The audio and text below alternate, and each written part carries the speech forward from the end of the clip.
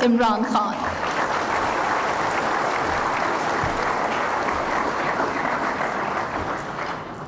Bismillah ar-Rahman ar-Rahim. Secretary General, UN Commissioner for Refugees, Mr. Vice President, Excellencies, ladies and gentlemen. Today, this occasion of celebrating 40 years of Afghan refugees in Pakistan. And I said celebrating because there are not many instances in the modern world where those who have been refugees have conducted themselves with such dignity and honor.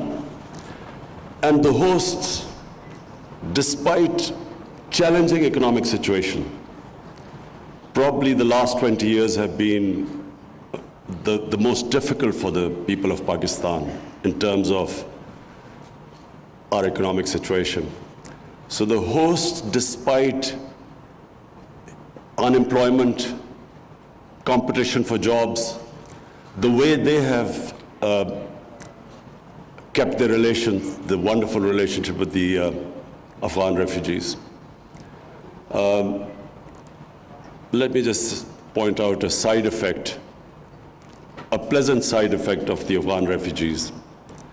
The children in the refugee camps started watching the Pakistan cricket team and learning how to play cricket.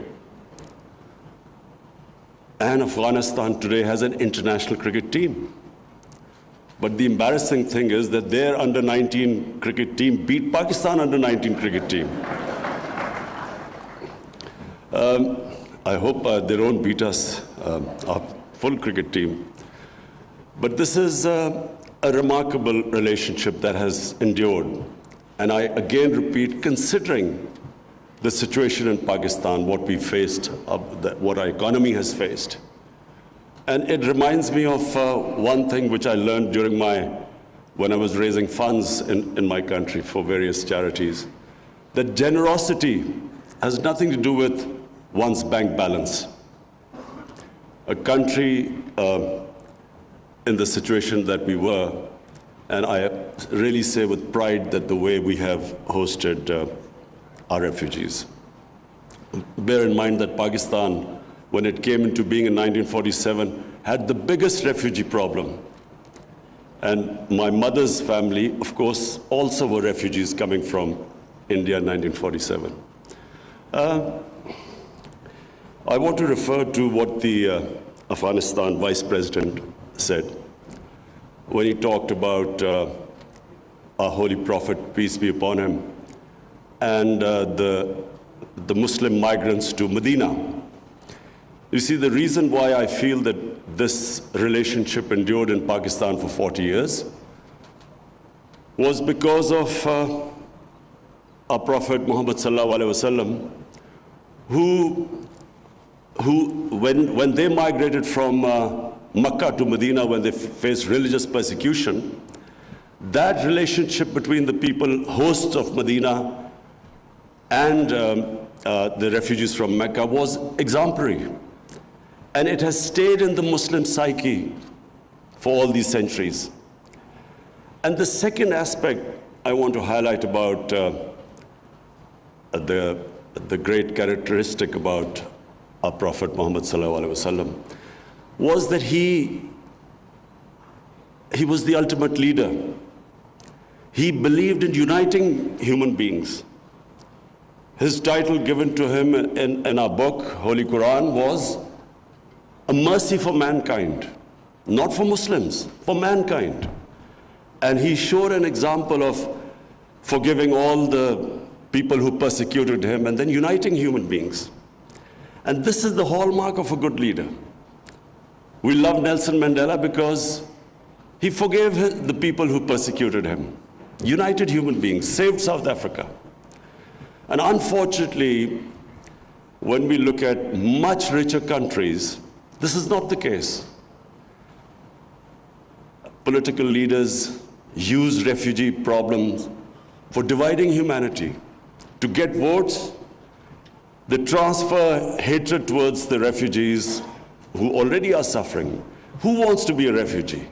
It is probably the most difficult decision for a human being to leave his home. And so as it is, the refugees are suffering because they are refugees.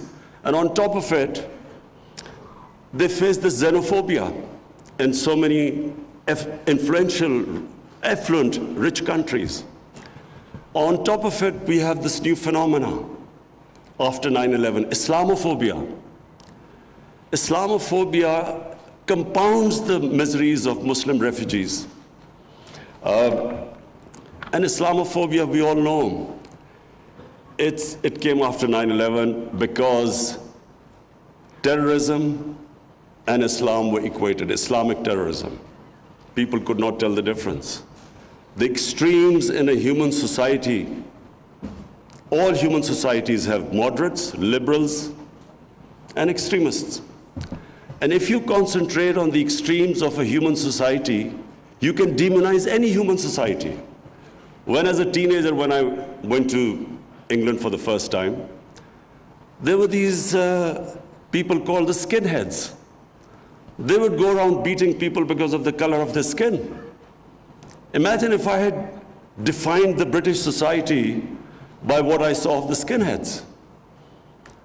I would have ended up demonizing one of the most liberal societies in the world. This is what is happening with Islam. And that's why Muslim refugees suffer more than other refugees. Mr. Secretary General, I'm especially worried about what is happening across the border in India.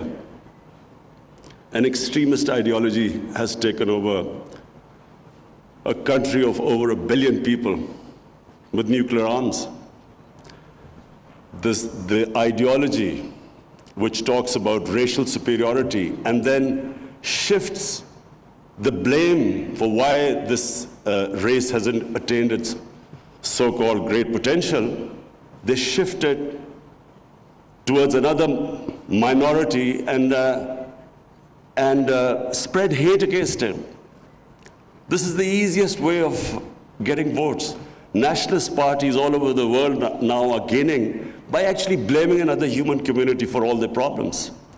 And in India, with two legislation, the Registration Act and the Citizen Act, two legislation which are actually target 200 million people in India, Muslims in India. This, in future, if it's not checked, if the world community doesn't raise its voice against it, this injustice, this will have future problems for our country because it could have a huge refugee problem. The BJP leaders, we watch them on television. When the people protest against this unfair legislation, Muslims protest, they tell them to go to Pakistan. And secondly, what is happening in Kashmir? 8 million people are still in an open prison for over 6 months. It's because of this ideology. And this again has severe implications in the future if the world community doesn't raise its voice against it. And finally, about Afghanistan, the Afghan Vice President, thank you for saying complimentary things about me, but let me just clear first of all. It is my belief, it's not something I'm saying because of this conference or because I'm being a diplomat. It is my belief that the people of Afghanistan in the last 40 years have suffered more than any other human community. And I pray from my heart that these peace talks succeed in Afghanistan. We have been, ever since my government has come into power, we have tried our best. Whatever support we can give to these peace talks, I can tell you we have tried our best. Mr. Zalmay Khalilzad is sitting here. I've had several meetings with him. He knows that the whole country is on the same page. Our security forces are on the same page.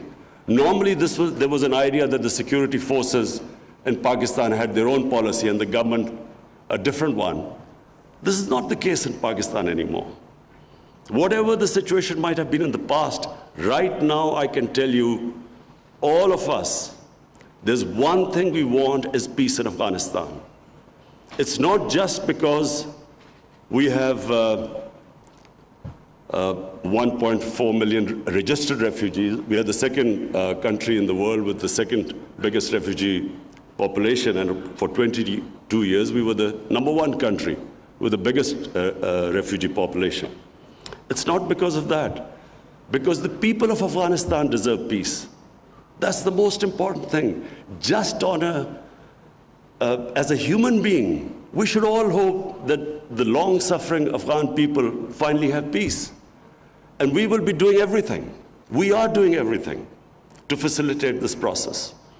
And not only doing everything, we are praying that this peace process now moves forward in the right direction.